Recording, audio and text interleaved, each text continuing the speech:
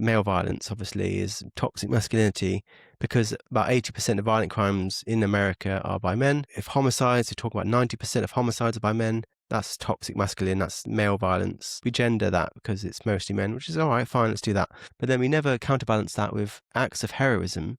And I've looked into the data on that, and about 92% of heroic acts are performed by men too. So an even higher percentage of heroic acts are by men than violent acts, even the most violent acts. We never gender that. We never say male heroism. I don't think we should, because there are loads of heroic women. But if we are going to gender the bad things men do, then we need to gender the good. I would prefer to gender neither. That 92% fact is from the Carnegie Awards, for the record, anyone wants to check it out. Carnegie Awards is a 100-year-old award that's been given out to 10,000 people in America. To get a Carnegie Award, you have to have risked your life to save a stranger. It can't be like someone saving their partner or their child from a building. It has to be you diving into a flood to save a randomer.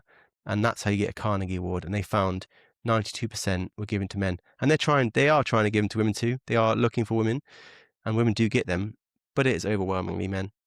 And we know that, and we don't gender it. So toxic masculinity is a harmful term because it so easily ascribes negative things to men. It lacks any sort of scientific merit, as we mentioned, and it's never counterbalanced with positive views of masculinity, male heroism, or anything like that. And nor is it counterbalanced with toxic femininity, as you said. And I don't think it should be. Let's just chuck that out. And I think people are chucking it out. I hate it when it's used to describe suicidal men. Male suicide is caused by toxic masculinity.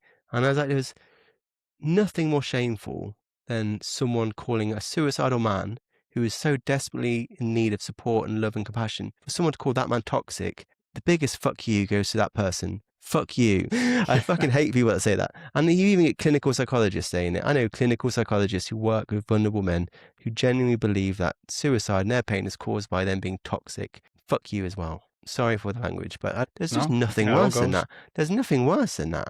Like, this man's self-worth is so low, he's considering ending his life, and you think the answer is to call him toxic. You're mad.